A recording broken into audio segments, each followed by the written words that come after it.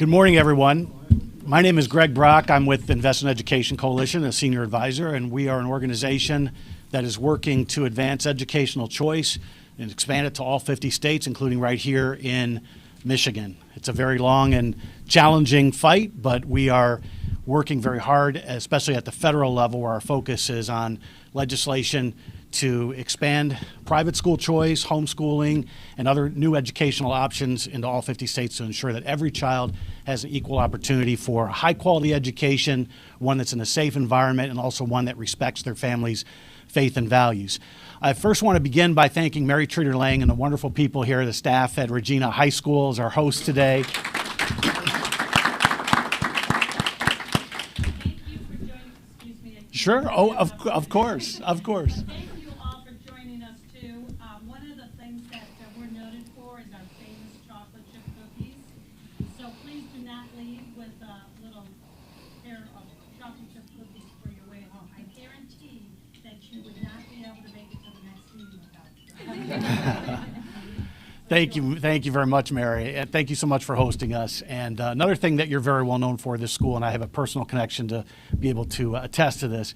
My niece is, one of my nieces is a 2015 class graduate of Regina High School, and you're of course known for a very impressive and faithful commitment to not only high quality academic outcomes for your students, but also students who go on to be leaders in their community, who aspire to serve their noblest ideals. And so I just want to congratulate you and your staff for your excellent work here.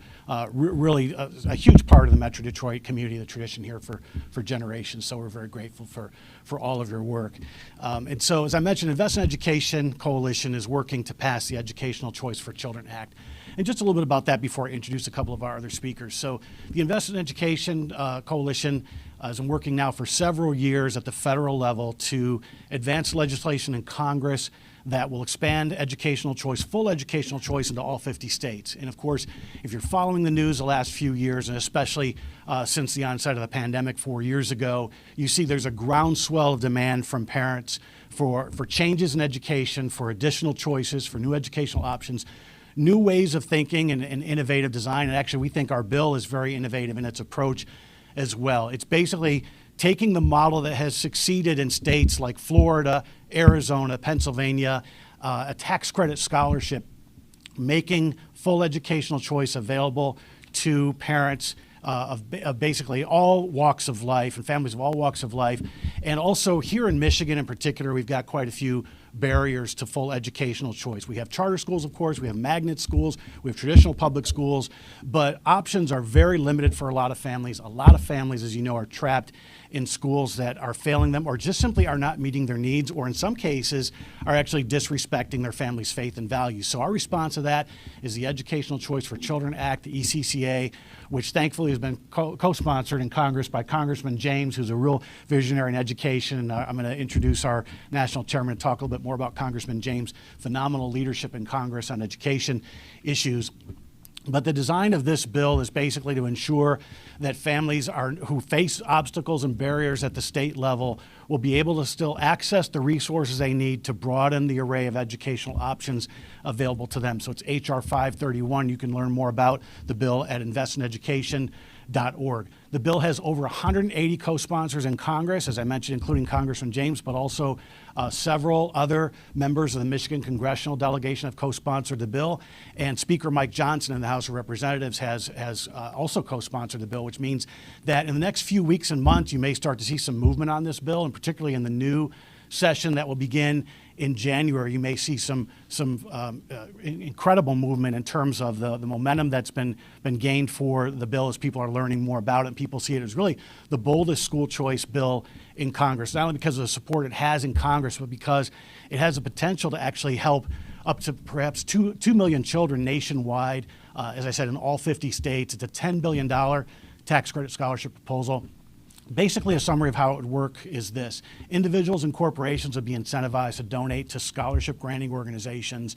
And through those private donations, scholarships would be made available to families all over the country who qualify. Who qualifies for the Educational Choice for Children Act scholarships? It would actually equal about 90% of the school-age children in Michigan and most other states across the country. In fact, any states where it's not 90%, it's close to 85%. So it's about as close as you'll get to what has been talked about as universal school choice at the federal level. And so we're excited about this bill, the potential to help so many families access those resources that they need.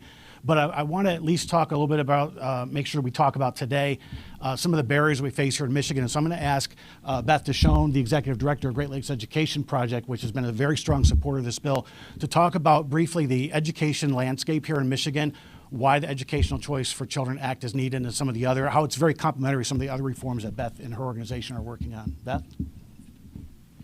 Thank you, Greg. And thanks to Invest in Ed for hosting this event. So in Michigan, we're facing an educational crisis for our children. We're 45th in the nation for reading comprehension. We're not much better in math proficiency. Children were locked out of classrooms for close to 2 years in some communities because of the COVID pandemic.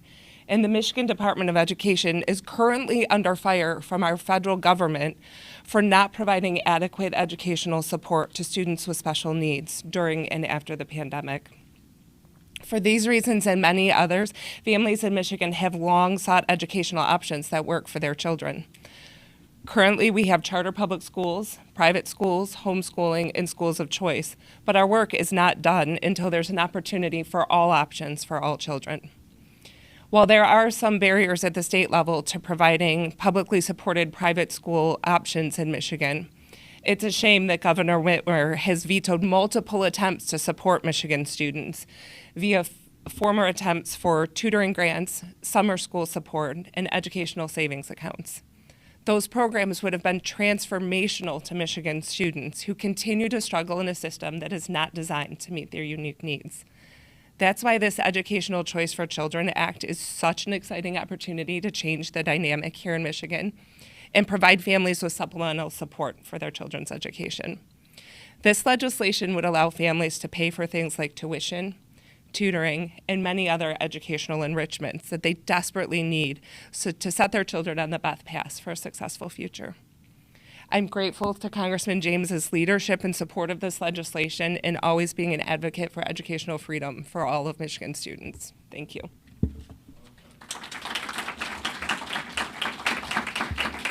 Thank you, Beth. We're grateful for your leadership as well, not only for this bill, but all the reforms that you've helped to advance in the Michigan legislature and Michigan state government. Next, I'll introduce our national chairman for Invest in Education Coalition, Tony DeNicola. Tony's actually a native of Michigan from the Albion area, and he's also a proud Italian American, which is important in this area because it's a very big constituency here. We got a very big Italian community, vibrant here. I grew up here, so I know that from personal experience. But Tony has been working relentlessly in New York in particular, and New Jersey and Florida and around the country. He started his efforts leading Educational Choice, a tax credit effort in New York, and got it through one chamber of the legislature, but there were also some political hostilities and barriers there that caused him quite a few years ago to join forces with national school choice leaders. And he took the helm of the effort about 8 years ago at the federal level to say, what can we do in Congress to basically supersede what's happening at the state to overcome those barriers. He's worked very closely with Cardinal Timothy Dolan from the Archdiocese of New York and the Catholic Church there, raising and funding hundreds of millions of dollars in scholarships, particularly for disadvantaged children in the Archdiocese of New York, as well as around the country, and has led efforts with Children's Scholarship Fund and many other philanthropic organizations to raise awareness of the need for educational choice, and recognizing as well that private donations to privately supported scholarship organizations, while they do a great deal to meet the need, it's not going to come anywhere close to addressing the demand and the tremendous need in states like Michigan for something different, for people to have access to the resources they need and bring full educational choice to states like Michigan. So I certainly, from my perspective, appreciate Tony's leadership because it's going to help us bring full educational choice here to Michigan and so many other states that don't have it. And I know Tony has been working the halls of Capitol Hill and chasing down members of Congress to educate them about this legislation, its transformative potential. And I know he's worked very closely with Congressman James. I'm going to ask him to say a few words and introduce our featured speaker. Great. Thanks, Greg. Thank you, sir.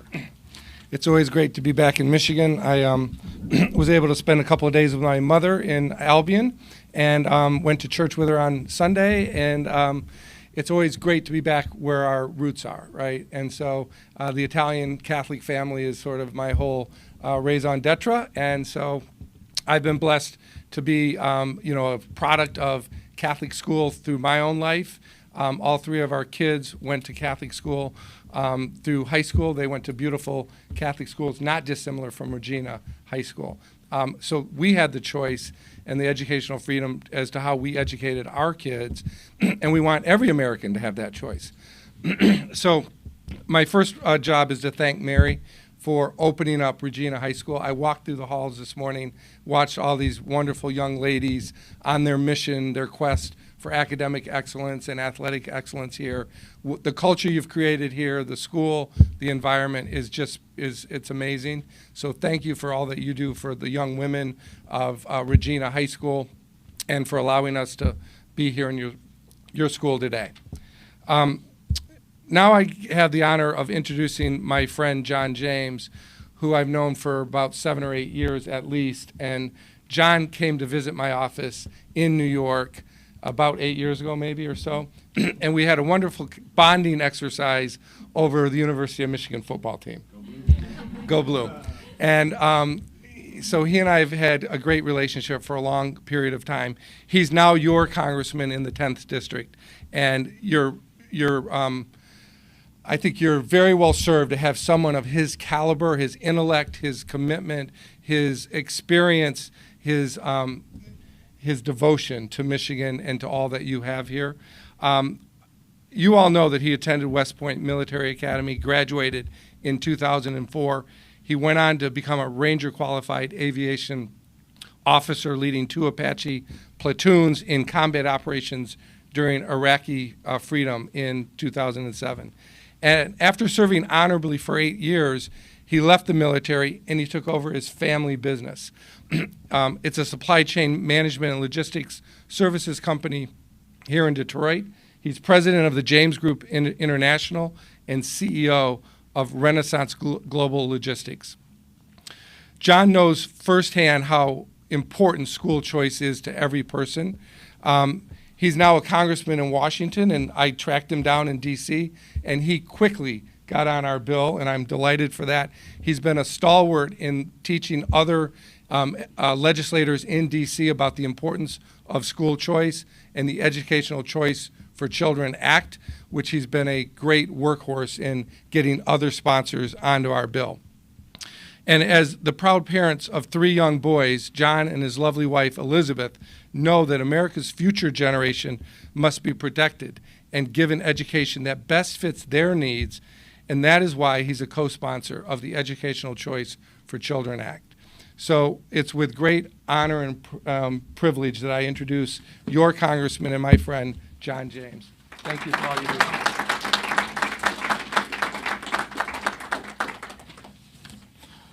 Well, thank you. Tony just gave my speech, so have a good day. No, this is so wonderful to be here today. When you look at the halls and you see the bright, shiny faces of the future, there's a reminder why we're all here, why we're all doing this. Because what matters the most is not what you get, but what you give. And there's no better investment than investing in the next generation. So I want to say thank you for having me here. Mary, your team have been absolutely tremendous. I appreciate you for your passion for service, continued service, what you've done with these young girls, and for the entire community. Tony, your dedication and your friendship have meant the world to me. I very much appreciate it. Thanks for coming back home to share this with us. Beth, for helping to organize the event, your advocacy for children, and for the most important person on the planet, my beautiful wife, Elizabeth. None of this would be possible without your love and support. I thank God for you every day, for the model that you are for our boys and the inspiration you provide me. Yes, please. Thank you. You know, she's going to stop coming to these things if I keep embarrassing her.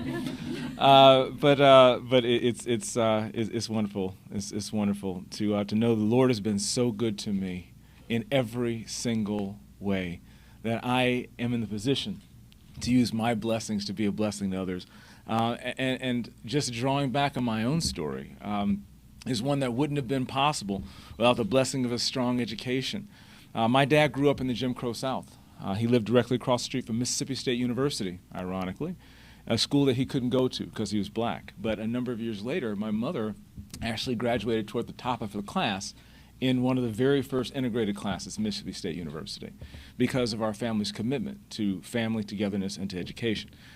Both of my parents refused to accept dependency as their destiny. They worked their way through college. My father went to serve in Vietnam before he came up to Detroit, started a trucking company with one truck, one trailer, and no excuses. He was able to do that by the grace of God, a work ethic, and by a woman who was standing by his side. I know a little bit about that. Because of his determination and the blessings of the Lord, they were able to choose where to send me to school. I grew up in Detroit, right around the 6 Mile Linwood area. I remember hearing gunshots every night, even though we lived in a very nice neighborhood. It's not too far from where people were struggling. And my mom understood while my dad was out there busting his tail to give us a better future, she was essentially raising 3 children on her own. And she determined that she would not lose her son. Her young black man would not be a statistic. And so as soon as they could scrap together the money, they were able to put me in a school that they chose. They were able to choose a private Christian school. I was able to go to SCS. I was able to go to Brother Rice because of the blessings that we had, and I was able to capitalize on them. I was able to go to West Point, become a Ranger qualified Apache pilot. I was able to go and serve my nation in combat, and then come back, get a couple more master's degrees, and find a woman who would keep me. By the grace of God and a phenomenal team and being given a wonderful start, was able to take a company that my father started with an idea and be able to transform it into a 9-figure logistics business. This is all possible because of the head start that we got, and we believe that every child should be given this educational opportunity. This is one of the biggest reasons I decided to run for Congress, because I believe that every child, regardless of zip code or income, should have the opportunity for success. Talent is evenly distributed by God across the entire population, but opportunity is not. This is one of those key issues that gives opportunity for the talent, regardless of your race, color, creed, or skin tone. Our school system is failing our children. Our teachers and administrators are heroes. But we have to do more to make sure that our public schools are successful, that our private schools are successful, that our charter schools and home schools are successful. A quality education is a moral imperative. It's a basic civil right, and we must fight to protect it. As math and reading scores continue to decline, those are just the quantitative metrics. But mental health issues are skyrocketing because there's hopelessness that's running rampant amongst generations who do not see a brighter future. We have to address that by giving them opportunity through education. I firmly believe that when you give parents a choice, you give children a chance, and it shouldn't be up to anybody else to get in the way of that, certainly not the government.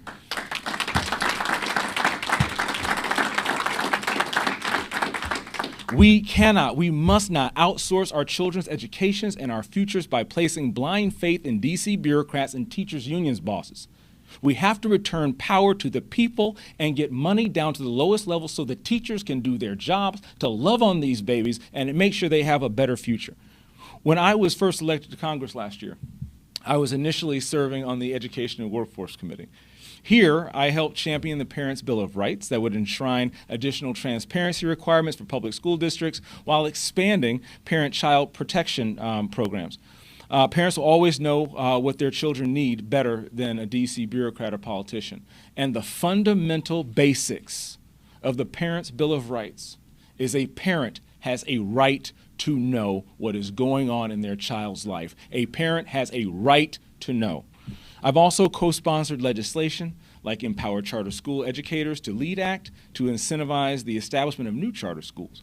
But today, I'm here to highlight the Empower, the Educational Choice for Children Act that I'm proud to co-sponsor and work to pass in Congress. This bicameral legislation will expand education freedom and opportunity for students. Specifically, it provides a charitable donation incentive for individuals and businesses to fund scholarship awards for students to cover expenses related to K through 12 public and private education. It will provide $10 billion in annual tax credits to be made available to taxpayers, which can go to tuition, fees, books, supplies, and equipment for enrollment or attendance at elementary or secondary school. The Education Choice for Children Act will empower parents, not bureaucrats, not union bosses, or a system that has cheated and denied millions of children, overwhelmingly minority children, overwhelmingly on the socioeconomic low end in both rural and urban areas. Poverty doesn't care about your skin color. And education is the most proven way to get out. By passing this bill, Congress can dramatically expand school choice as many as 2 million lives, 2 million students across the country, making a lasting positive impact in their lives and the lives of people across the nation. We owe this to our children and to their futures. A one-size-fits-all model may work for D.C., but it's not working for the millions of kids that are being left behind. It's time to reimagine how we think about education by empowering parents, not failing systems. And it's time to love each other as much as we possibly can. And that's the best thing we can do to take care of our children. You have an ally and friend in me in this fight to make life better for our children and provide them better educational opportunities. God bless you, and please continue your great work for our children.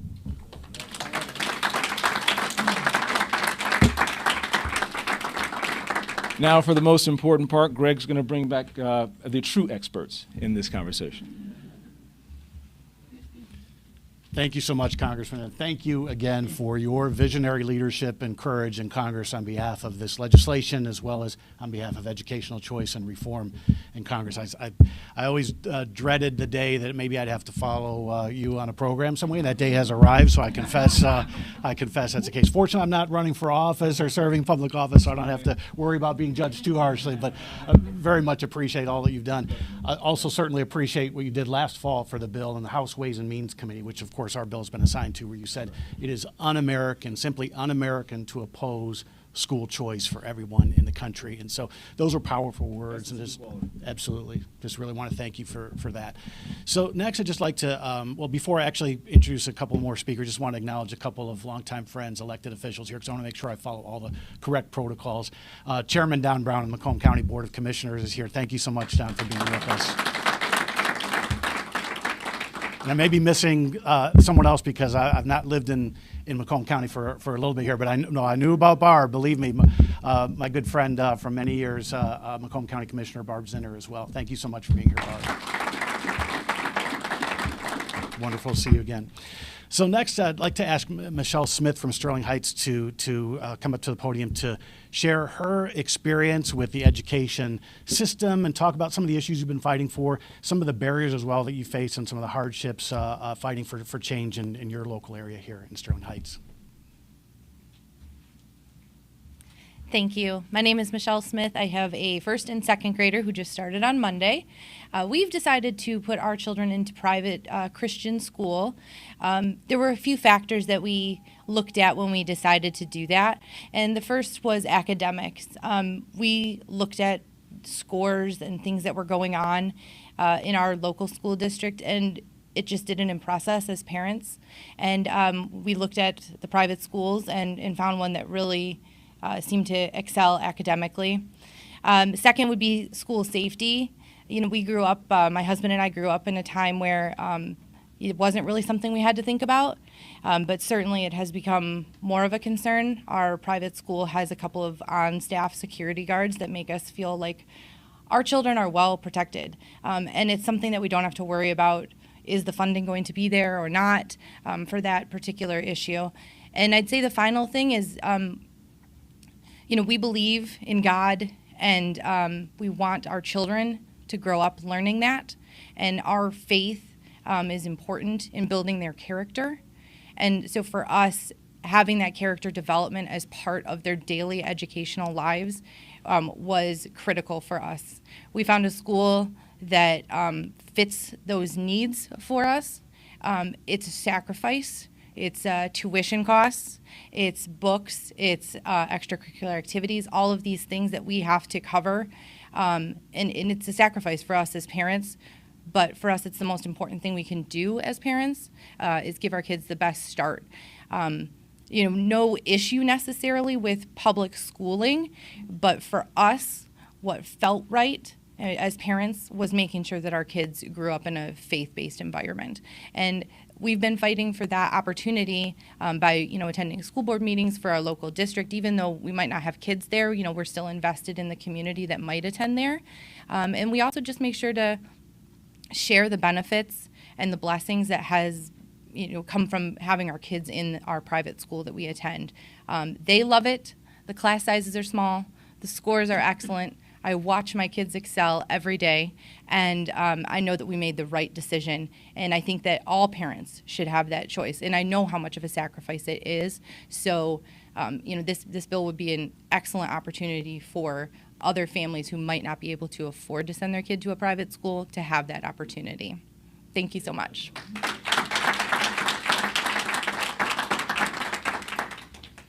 Thank you again, Michelle, for sharing your experience. And next, I'll ask Monica Radico from Clinton Township, actually a candidate for the Chippewa Valley School Board, to talk a little bit about what's prompting you to speak up now and take a more public advocacy role for not just educational choice, but reform across the board in your community.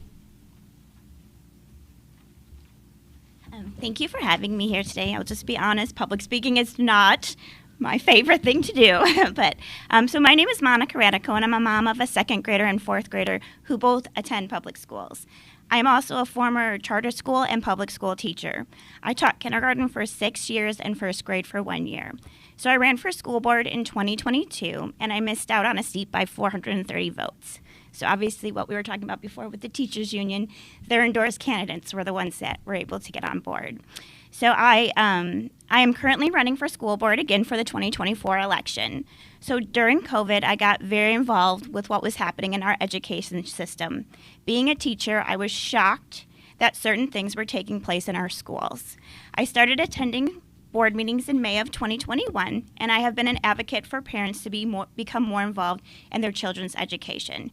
Parents are their children's first teachers, and their voice needs a place in education. Parents and their my district, like many others, has seen a big decrease in enrollment because of everything that has been going on in schools. I support public schools, but I also support parents making the best decisions for their children.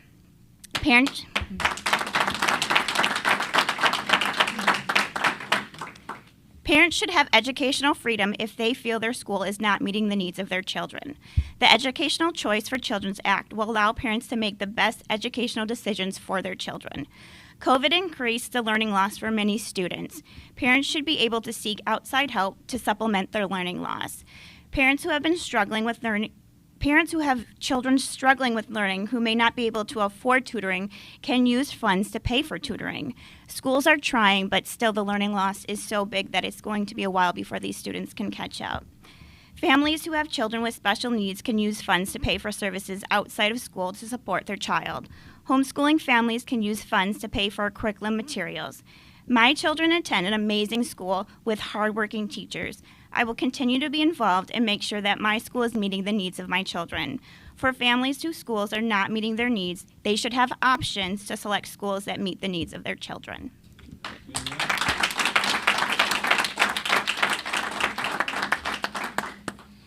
Thank you very much, Monica, and thank you again for getting in the arena and giving voice to so many parents who really need to have a voice in public education. Next, actually, not part of the official program because we wanted to keep it brief, but I saw that Angela Shimatero is here, and I know that you have a particularly experience that unfortunately is not a unique one in our state and in our country.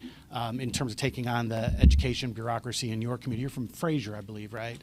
Yes. And so I know that we had talked with you a little bit earlier about perhaps sharing your story. I know that there's some involvement with the special needs community, and you have a son with special needs. And one of the things I'll emphasize about the Educational Choice for Children Act is that, in many states around the country, there's actually private school choice programs available for children specifically with special needs. So Florida has a tremendous program. It's really the gold standard for the country and has been around for 25 years.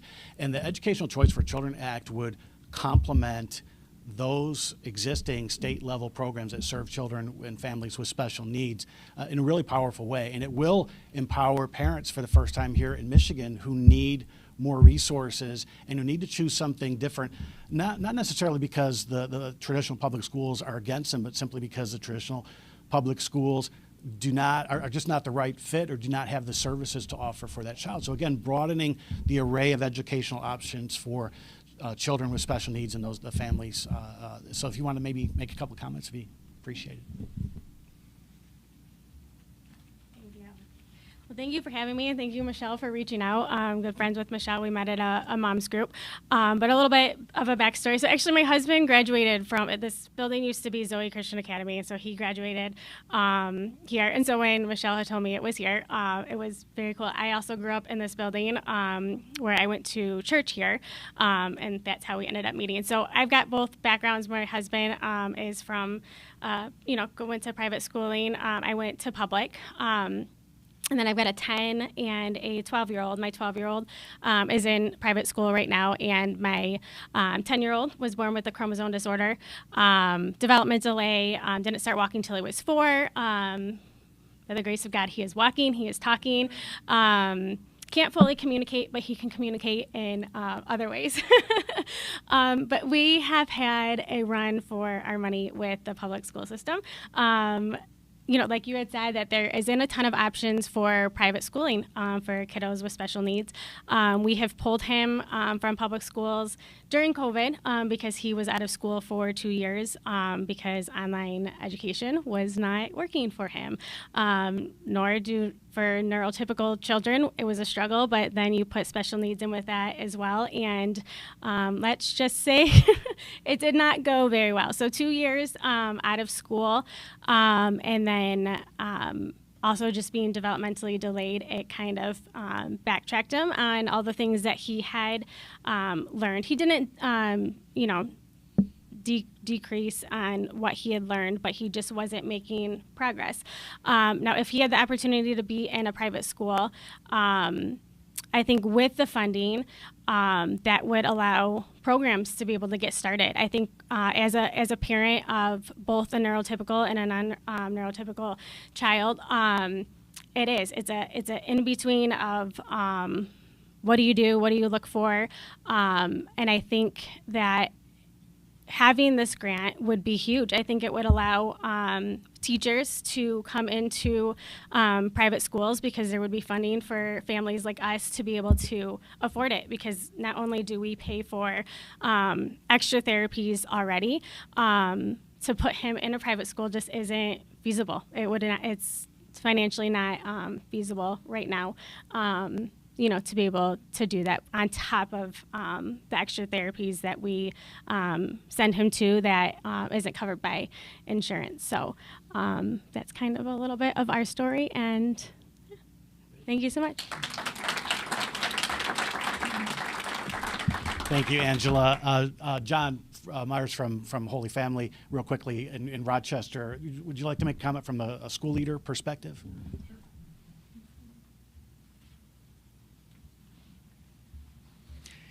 Good morning. My name's John Myers. I'm the president at Holy Family Regional School in Rochester Hills. It's a K-8 Catholic school. We have 950 students. The things that you were mentioning are the reasons that people come to a private school. You have the academics, which, by the way, I've been a principal president for the past 24 years, so I see the trends of families that are coming for, private education. Academics has been going on for a long time. the standards, just a better academic program that's offered. It's moved to security, has now become a new focus. Students might not feel comfortable in the school that they're at, don't feel secure. The parents might feel the same way.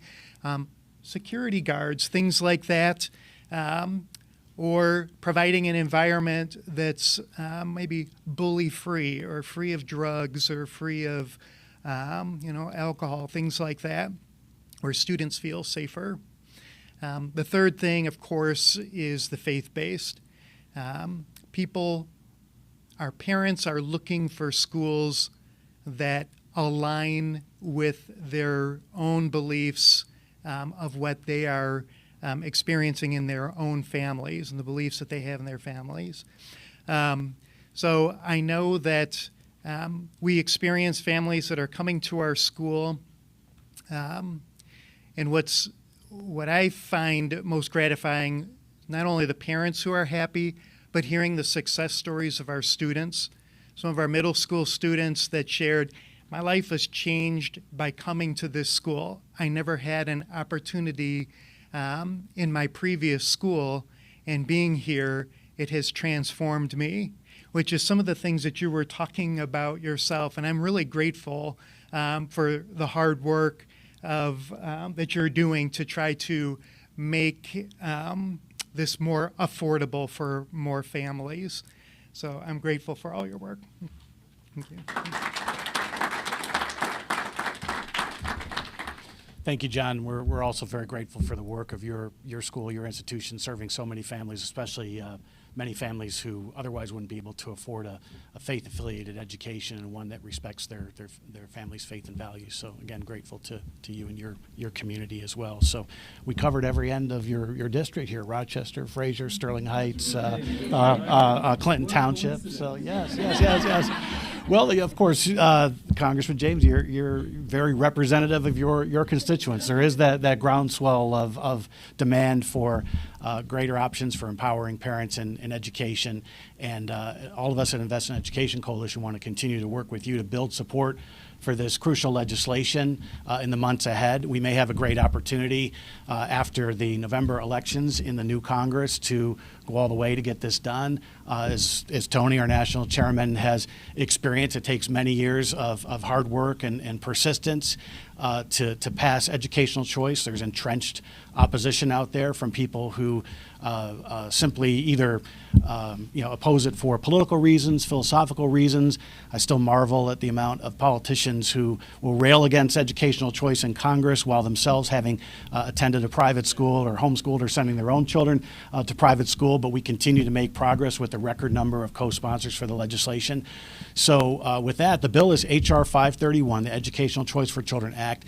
Obviously, Congressman James is already supportive, but we urge you to contact both your U.S. senators as well as other members of Congress to advocate for passage of the legislation, to educate other opinion leaders about it, help us build that support, join our coalition. I did want to acknowledge also and thank Lynn Aronoff from Parent Advocates for Choice in Education, who's here today for her great support, her great work on behalf of parents across the state.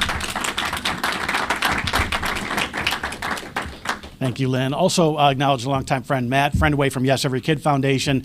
Matt has been doing great work for an organization that doesn't take position on specific legislation because they're a foundation, but they've been doing phenomenal work around the country raising awareness of the need for educational choice and how it can be delivered successfully to families, and how the state level models are really expanding, and they're doing a great job promoting universal school choice, and a big part of the success and the progress has been made in other states. So we hope to replicate that progress here in Michigan. We're going to need your help.